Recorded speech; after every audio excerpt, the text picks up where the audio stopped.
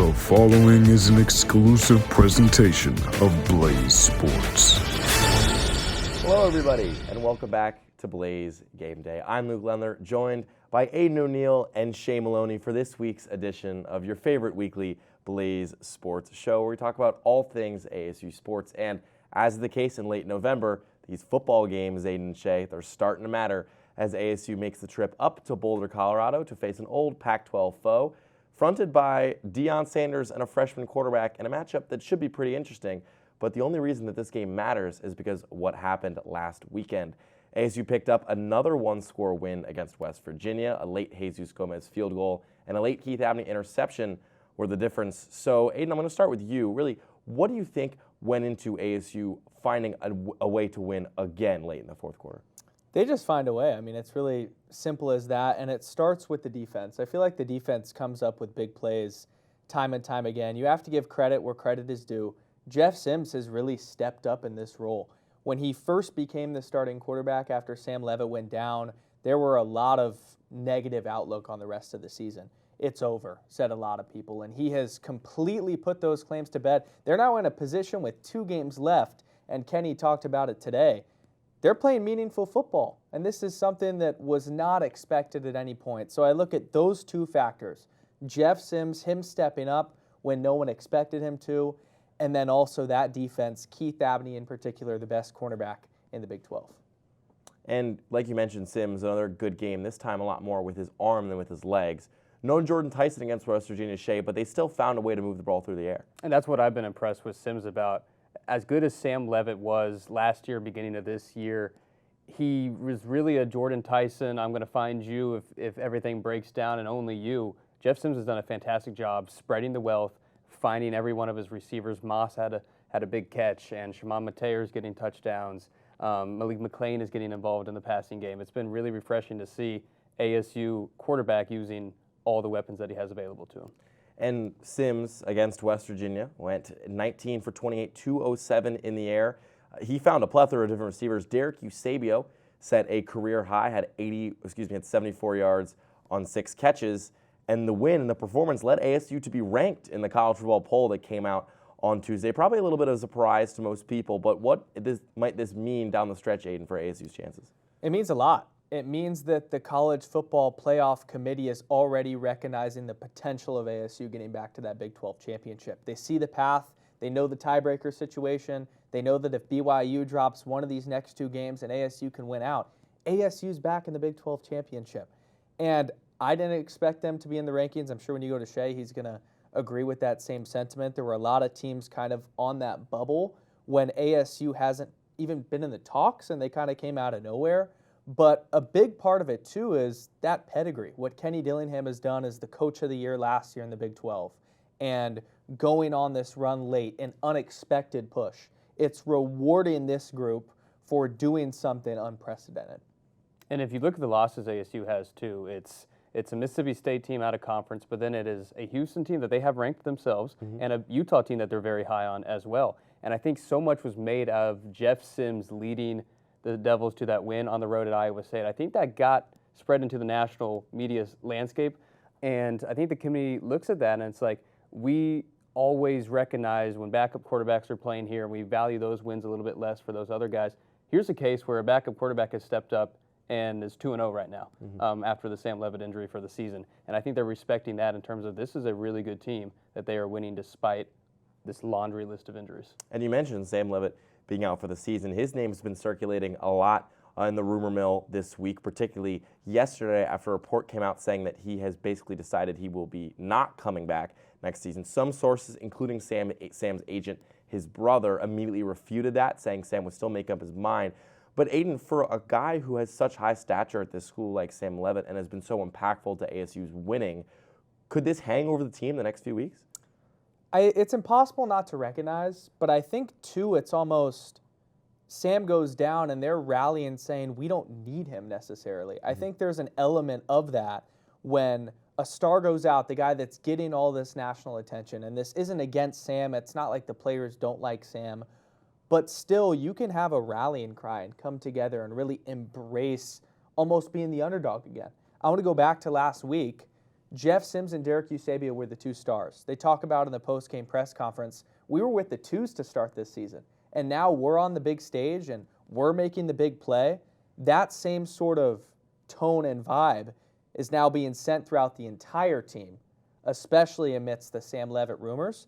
And it's going to give confidence in Kenny Dillingham and company that no matter what Sam Levitt does, we've got a group of guys that are still going to go out there and compete every game.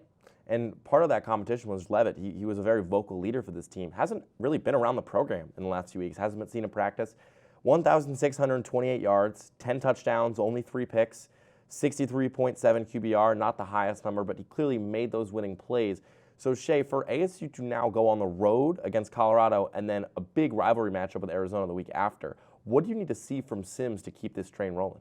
Exactly what he did in that West Virginia game because he limited the turnovers. Really, his gripe about his game throughout his entire collegiate career when he was starting and even when he was the backup is that when he gets in there, he's turnover prone, and the ball is in his hands a lot. I mean, you saw that Iowa State game, 29 carries for the quarterback. That's a lot. Fumbles are going to happen, but he did a good job keeping hold of the ball, not giving West Virginia, not making ASU have short possessions, not giving West Virginia short fields, and it resulted in a pretty good offensive performance from him. And now ASU will turn its attention up north to Colorado and head to Boulder to face Coach Prime's Buffaloes, who are 15th in the Big 12 this season after having one of the best seasons in recent school history last year with Heisman winner Travis Hunter and one of the best quarterbacks in the country in Shedeur Sanders. Both those guys are gone. They brought in a bevy of transfers, of freshmen, and really they haven't put it together a lot so far this season. They're bottom half in the country in nearly every major statistic. But Dillingham talked about it this week. He said they are 300% better than they were before Coach Prime took over. Obviously, Aidan Kenny's being a little bit optimistic, but have you seen this kind of shift with Colorado where they've been blown out a couple times this season? They've also beaten Iowa State at home. This team kind of feels like it could maybe beat anybody. Yeah, no doubt. And the tone has completely shifted around the organization with the vibe when you go on the road now to Boulder. It's so different than it was in past seasons. And chaos ensues in college football. This is by no means a given, Arizona State going on the road and getting this win. Kenny Dillingham saying this too and praising Deion Sanders so his players don't overlook it. Because it could be easy in a lot of ways to say the Teacups next week. It's Friday night at 7 p.m. It's one of the best Teacups if you're looking at both records in recent memory. But you got to stay focused on the present. And that's all Kenny's saying in that situation. But the program has made a shift. I think it is trending slightly upwardly. It helps when you have Travis Hunter, who won the Heisman, and Shedeur Sanders. But this year they haven't put it together. Still, though, staying competitive against some really good teams. And they picked up a couple wins early in the season. That Iowa State win, very important. But just one win in the last 2 months for this team. That obviously you mentioned the vibes are better. Student enrollment at Colorado is significantly up under Sanders, which is kind of an underrated effect that a coach like that can have on a school that's kind of been, you could almost say, lying dormant for a couple decades since they were very, very good in the late 20th century. But now they've definitely struggled on the back end of this season. Things seem to be slightly unraveling. So, Shay, kind of what has gone so wrong for Colorado this season? The trenches have never been there in Deion's time there, and I think that's been a limiting factor for them. But from a holistic point of view, I do want to give them credit in terms of the coaching staff. Making the switch to Julian Lewis, and I know we'll get into him a little bit later, it's tough, especially with these college kids. When a season is going so poorly, it can just snowball and snowball and snowball. And we have seen some of that in the record department. But Julian Lewis, the true freshman who finally got his first start against West Virginia in his collegiate career, the last time we saw him on the field before the bye week, he played pretty well. He played really well, and I think the team has kind of what we've seen here in Tempe. The team is rallying around a new quarterback. I think there's been some of that in Boulder, and another week under his belt, another start under his belt coming off a bye week. We could see a lot from Julian Lewis against the ASU Sun Devils in terms of a team not quitting on their coach, not quitting on their new quarterback. And that's something that Coach Prime has really encouraged in his time at Colorado. It's consistent effort week in, week out. There was videos that were coming out of his team meetings last week saying, look, I understand the season is lost, but the rest of the season is for you guys. Play for each other. Play for your own tape. Some guys might want to get drafted. He was honest. Some guys might want to hit the portal. But what it's about is putting your best self on tape, on film. And Lewis has certainly done that. Like you mentioned, his first career start against West Virginia, 22 for 35, 299, 2 touchdowns.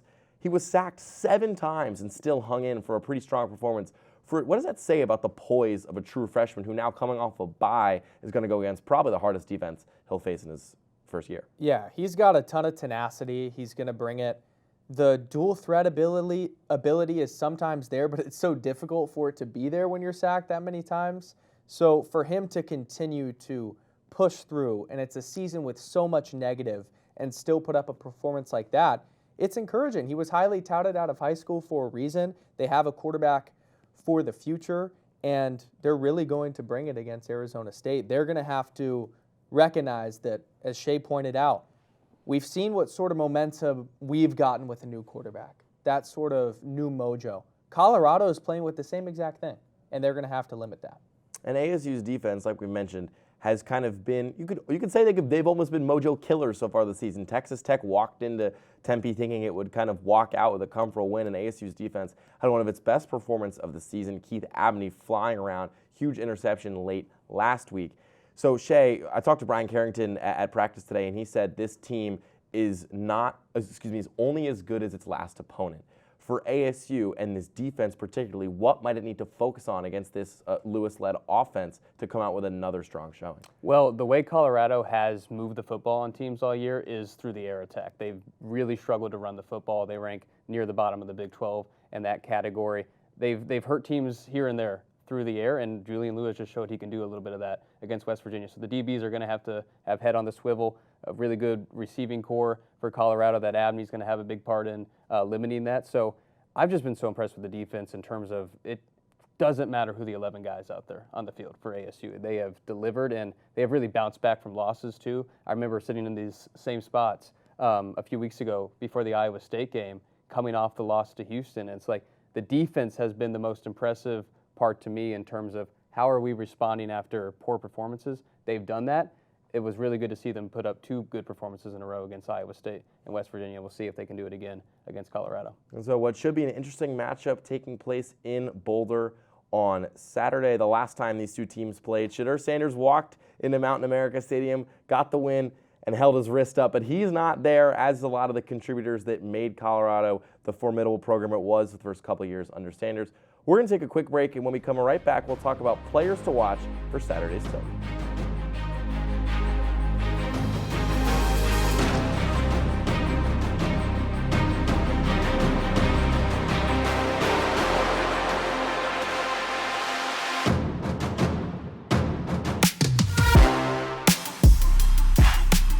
Hello, and welcome back to Blaze Gameday. After that quick break, we are here to break down for you players to watch on both sides of the ball for ASU against Colorado, the old Pac-12 rematch taking place up in UC Boulder this weekend. Forecast doesn't say snow, but it does say it'll be pretty cold, probably ASU's coldest game of the season. But something that's been far from cold recently has been ASU's defense. Shay, we'll start with you. Who's somebody you might want to focus your eyes on for this ASU defensive side? I'm going to circle in that linebacker core again because they have been one of the most impressive units on the defensive side of the ball. Jordan Crook is coming off a huge game. I look at Keyshawn Elliott as it's his turn to get a big game, and he had a very important sack in that West Virginia game. But those two have just been throwing it to another sport, running the pick and roll at the linebacker position. And Keyshawn Elliott talked about how he is at a point in the season where him and Crook both feel like they are in the right spot at the right time at every point in the football game, and he credited coaching for that. He credited Brian Ward. He credited Coach Cooper, the linebackers coach. He thinks that every play that's coming to him, they got a great chance to stop. So I look at that again. I think whatever Julian Lewis is going to try to do, Keyshawn Elliott and Jordan Crook are going to be the guys that are making his life miserable. And it's such a communication-heavy position, it certainly helps that they've had game after game under their belt at this point. Now, for Aidan, another player you might want to focus your attention on for ASU's defense? CJ Fight. I think the interior defensive line against how poor Colorado's offensive line has been could really thrive in this game. And CJ Fight, despite him being absolutely incredible, has kind of been in the shadows this season. I feel like he hasn't had that big game yet with multiple sacks that has put the ASU fan base and the rest of the country on notice. I expect him to break through in this game. There's going to be a lot of pressure on Julian Lewis, and then Fight can capitalize. And then offensively, we talked a little bit about in our first segment how good Sims has looked these last few weeks and just kind of what the output from ASU's offense has been, probably above the expectation, especially after Levitt was ruled out for the season with his foot injury. But Shay, I'll go to you again here for somebody on the ASU's offensive side of the ball that can have a big impact in a game against Colorado. I think we're due for another Raleek Brown breakout game, and talked about Colorado and all their issues running the football offensively. On the defensive side of the ball, it's been the same exact issue, is they cannot stop the run. They're towards the bottom of the Big 12 in that category as well. Raleek has shown that he can be ultra efficient when the game script is right for him, when the opposing defensive situation is right for him, when the offensive line is having a good game. If all those kind of come together this weekend in Boulder, I think Raleek could be due for another 150-plus yard performance, especially if ASU jumps out to an early lead and rides it from there.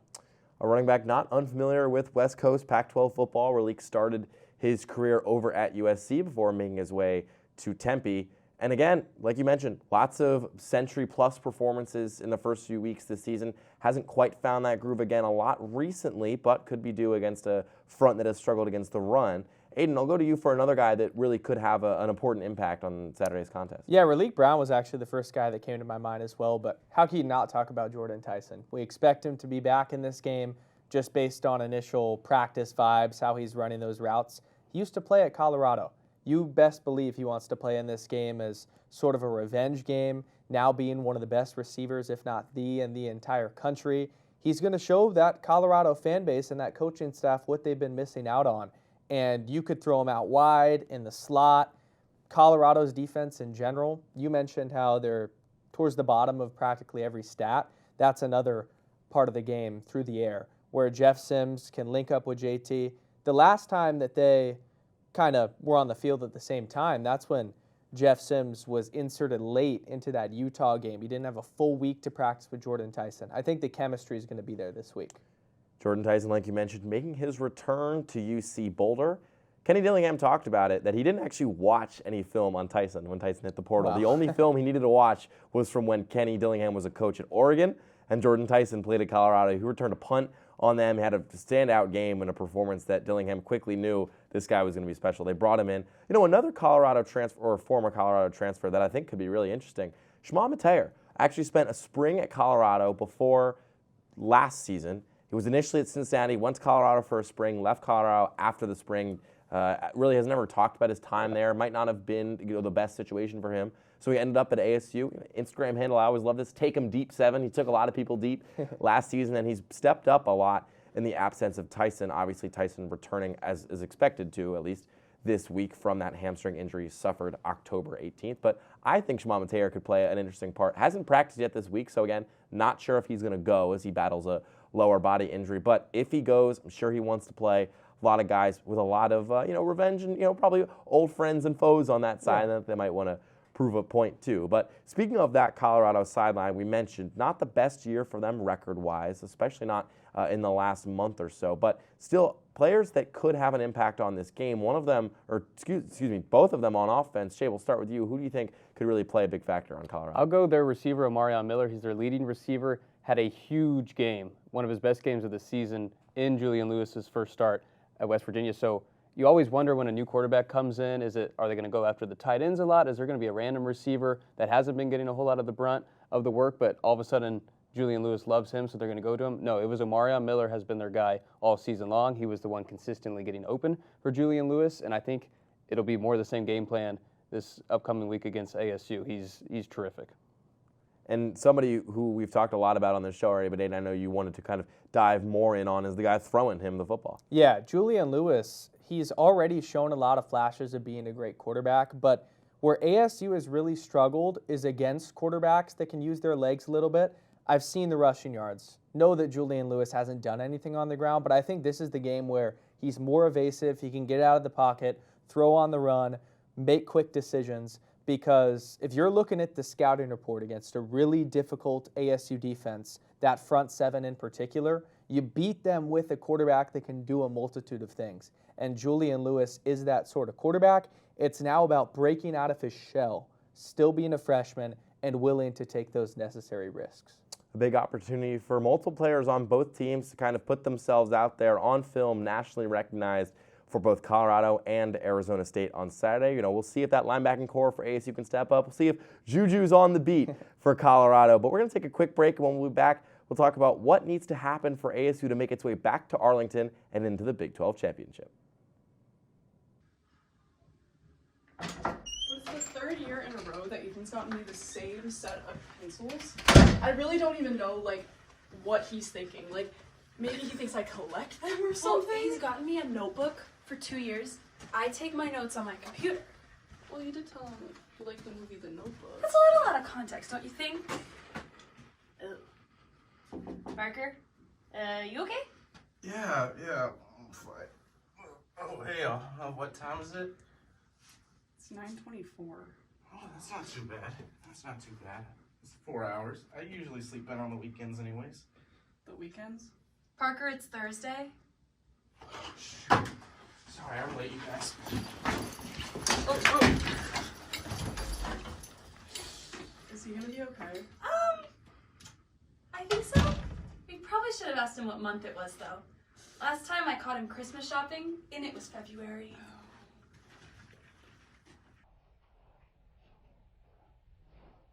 Hello and welcome back to Blaze Game Day. Now, last year, Kenny Dillingham talked about how the tie-breaking situation in the Big 12 felt like ranch needed to fall on a wing that fell off the plate in some way. Well, instead of one wing this year, it's about a whole Golden Corral buffet of the things that need to go right for ASU to make it back to Arlington, back to Jerry's World, and back into the Big 12 championship. And it all revolves around 3 or 4 teams. One of those teams ASU has not faced this season. It's BYU. Now, BYU is going to play Cincinnati this coming Saturday. Should BYU lose and ASU win out, ASU will make it into the Big 12 championship game. But with a BYU team that's kind of had a lot more success than maybe you previously thought preseason, Aidan, kind of how confident should ASU fans be that that might even happen? I think they should be confident. And I don't know if that's delusional, but I felt that BYU all year long has been due for some sort of regression. And I've been shocked over the win over Utah, and there's been multiple times where I've been shocked. A lot of it might have to do with having a true freshman quarterback, and you can't fully buy into that. But at Cincinnati, with them looking for a bounce-back spot, it makes me want to take the Bearcats. And I'm not so sure that I could even say Arizona State is going to win out because U of A looks incredible so far this season and are having one of their better seasons in recent memory. But for BYU, I'd bank on them losing one of these games. I really would, because it's tough to only have a one-loss season, just in general. So, Shay, do you share that same kind of doubt in BYU?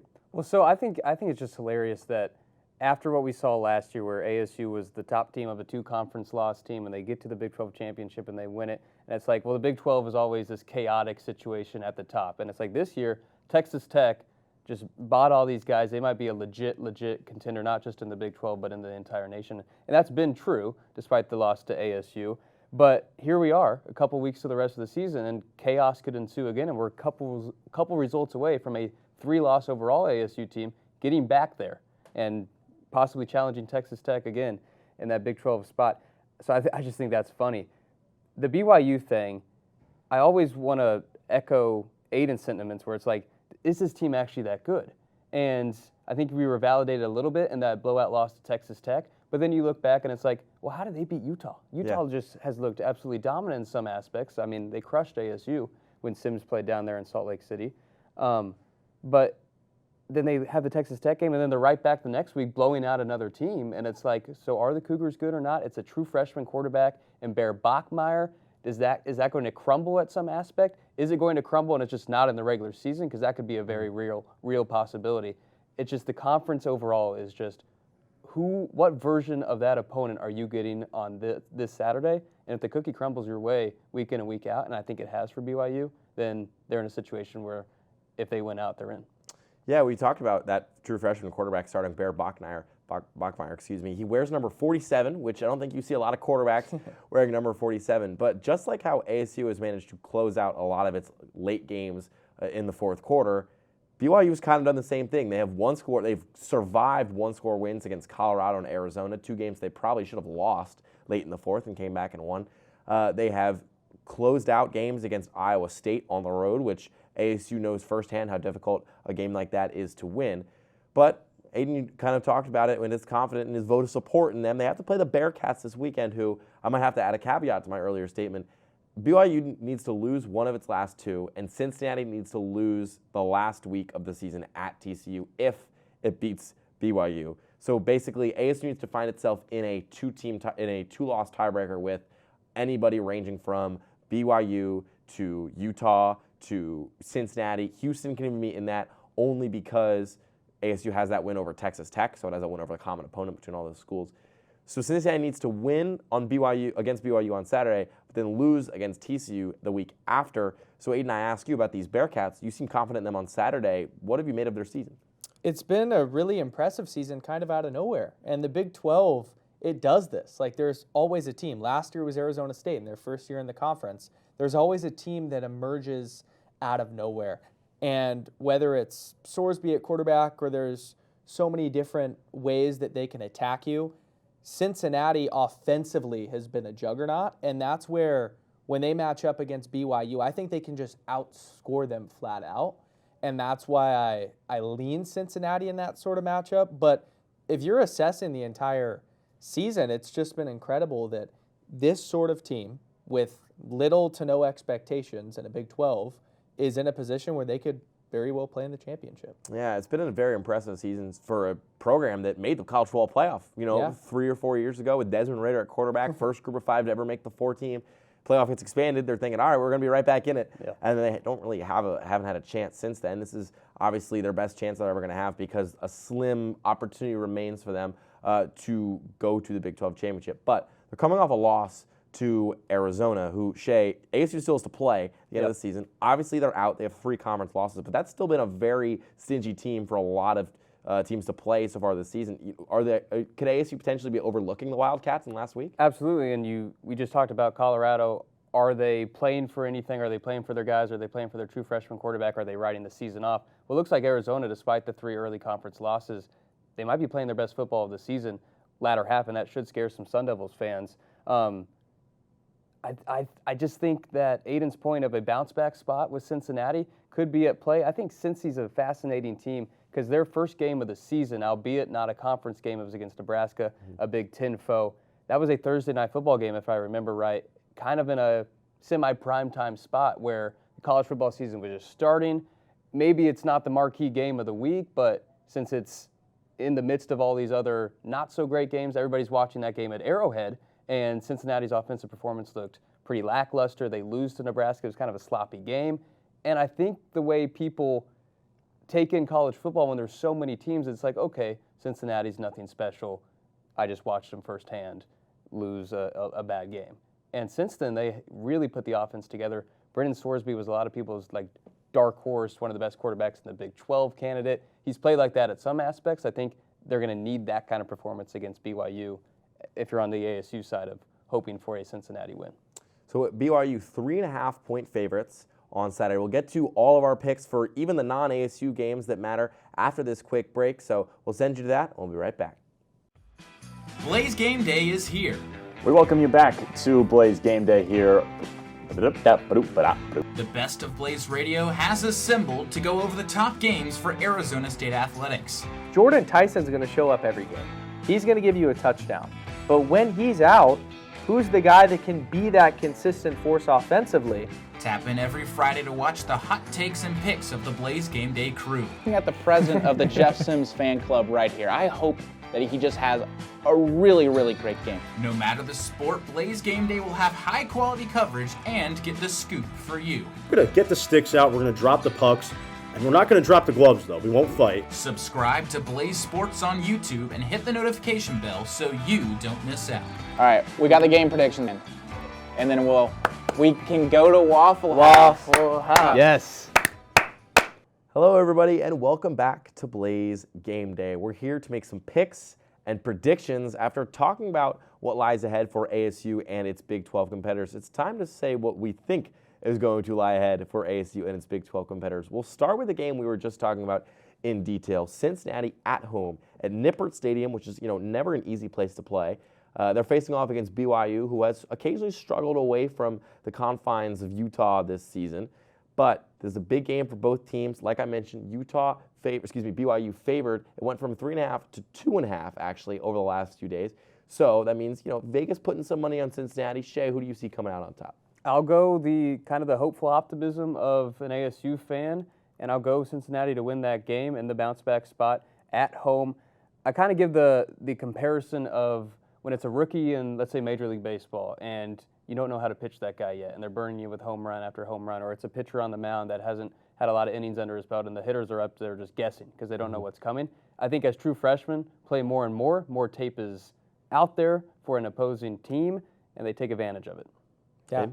I have Cincinnati also coming out on top. I think this is going to be a high-scoring, who can score as many points to win this game. And I'm going to go Cincinnati 31-24. I think it's going to be a high-scoring game, back and forth, but the Bearcats come out on top, and the Sun Devils live to see another day. You got a score for us, Shay? Yeah, I'll go first team to 5 touchdowns, so I'll say 35-31. I think I am going to lean with you guys in the direction of Cincinnati, only because I think their home field advantage is pretty underrated. I think Sorsby is going to bounce back. Watching the game against Arizona last week, I had it on my laptop in the press box during the ASU game. Yes, Arizona missed a lot of field goals, but Cincinnati also was like 0 for 3 on 4th down. It was a game that really could have gone either way, and it was still close down the stretch. I'm going to take the home team. I'm taking the Bearcats, which would obviously very much strengthen ASU's chances to go back to the Big 12 championship. But other games that matter in terms of who ASU's competition might be, who could get knocked out of these tiebreakers. One of the games is a battle in the Lone Star State. TCU is 6-4. They're 3-4 in the Big 12. They're completely out of it. They have no chance to get into the Big 12 championship game, unless I think literally everybody else above them, unless they fully ran the table and everybody else lost twice. It's not going to happen. ASU beat them earlier this season on a Friday night game, a rainy day similar to this that we have today. But this is an important game. Houston was 23 in the College Football Playoff poll that came out yesterday. Shay, we'll start with you. Houston 1.5-point favorites against the Horned Frogs, Lone Star State matchup. Who do you got? Yeah, I'm not sure if the talent discrepancies are even there. I think these are probably a good case for most evenly matched two teams in the conference, maybe even, and they play next to each other, Houston and Dallas. I'll go Houston. I think they're very well coached. I love what Willie Fritz is doing. I think Houston will win. They have figured out what they need to do to best teams, and we saw it right here in our own backyard at Mountain America. They went into that with a specific game plan. We're going to give Wegman the football, and he's going to run it down their throats, and that's exactly what happened. They executed that well. I just think they're a very disciplined football team. That's something we haven't seen a whole lot consistently out of TCU. They beat themselves a lot of weeks, and I think Houston has a less likely chance to do that. I'll go the Cougars. Really competitive game it's going to be. I'm going to go with the upset. I think that TCU is going to win this game. It's kind of been the tale of their season, just up and down. You don't know what you're going to get each week. I'm impressed with Josh Hoover, though. I think his game can really play at the next level. And if I'm stacking him against Wegman, who's also had a great season, I'm going to take the better quarterback in that matchup. And although it's on the road, I think it's going to be close, like a 3-point win for TCU. And it's also, yes, Houston's been great this season, but the program as a whole, it's tough to really believe yet that now we're in the final couple weeks of the season. Can you bring it when it matters most? And it's more that I need to see it first to really believe it. I'm going to break the tie. I'm going to go with the home team. I'm going with Houston. I don't think their home field advantage is too good, but at the same time, I was a big believer in this TCU team 2 weeks ago. It has lost to Iowa State and then gotten blown out by BYU in back-to-back weeks. That has kind of dampened my assessment of them and my assessment of how Hoover can handle these late-season games that start to weigh a lot more on me a lot more.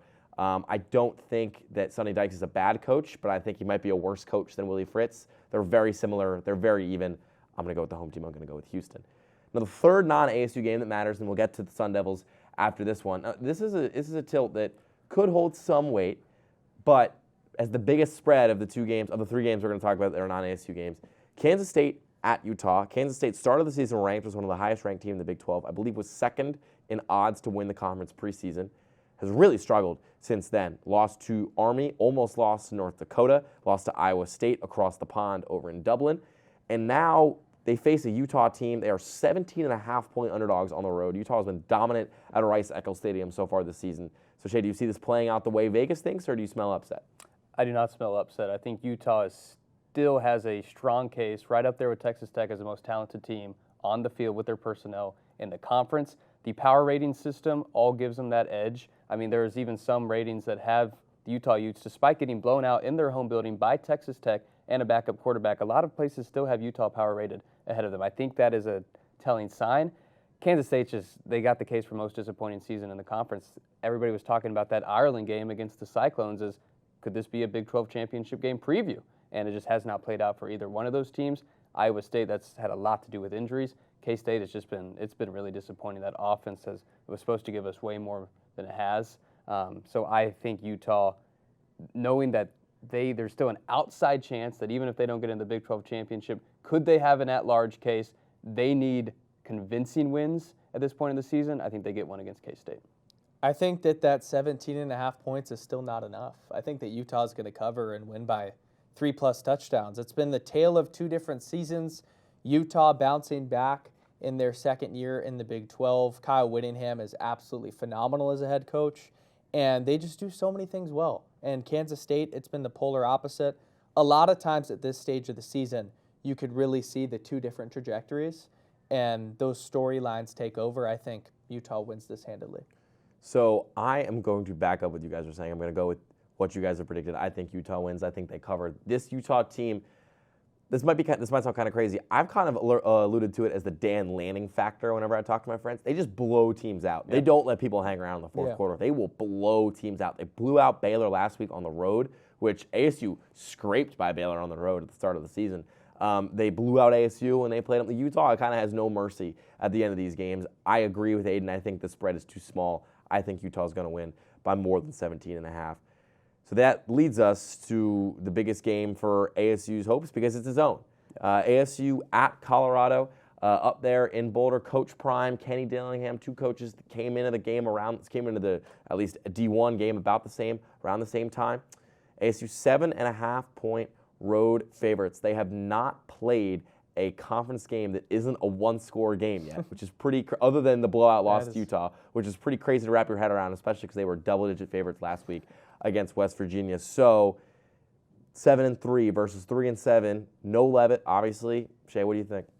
I think because of the point you just made, that stat you just handed out, and the fact that last year when they did go to the Big 12 championship game, wasn't very dissimilar. I mean, they were close game after close game after close game last season as well. I feel like I'd be silly not to pick another close game, but I will go close win for the ASU Sun Devils. I think it's another Juju Lewis plays really well, but can't do enough to back up some of the deficiencies on that Colorado Buffaloes team.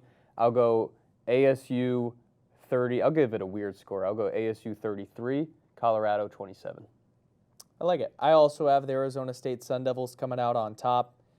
I think it's going to be a one-score game. I mean, at this point, if you don't pick that, it's picking against something that we don't see with our own two eyes. But if they were going to blow out a team, Kenny talks about it. They haven't played a full, complete game in all three phases. There was a point in last game where they could have just hammered down West Virginia, won by multiple scores, and walked out of there with a convincing win. But they let West Virginia hang around. Colorado's going to hang around, but it's not going to be enough. I have the Sun Devils winning 24-17. I'm going to back up what you guys said. I also have ASU winning. I do think it is a one-score game, though. It's too cold. It feels too much like a trap game with Arizona coming in the next week for me to confidently say ASU will win its first multi-score game of the conference slate. Although Dillingham did say after practice that he felt like this was the best Tuesday and Wednesday the team has had all season. But then again, it could be coach speak to potentially distract from the whole Levitt situation. So I'm going to pick ASU to win. Again, I think Colorado covers, and I think it's important to note, like I mentioned when we were talking about Lewis, he took 7 sacks last week. ASU's pass rush is better than what Lewis is going to face. What Lewis faced against West Virginia. So this kid could be sacked 8, 9 times. This is seriously something that is going to be ASU pinning its ears back. Could be a big Clayton Smith game. Justin Watley's on our heater recently. Fight, like you talked about, not a huge pass rusher, but he really swallows guys up. So if Lewis tries to scramble, Fight could be right there. So I'm going to take ASU. They seem to love to win their games in the mid-20s, so I'm going to go 26-19. I agree with Shay. It's always a weird score. So I'm going to go 26-19 Sun Devils. And so that's it for our picks, and that is it for this episode of Blaze Game Day. Thank you so much, everybody, for tuning in. Make sure to check out Shay and Aidan on the Irish Hello. They record multiple times a week. And thank you again for tuning in. Stay safe, and we'll talk to you next week on Blaze Game Day.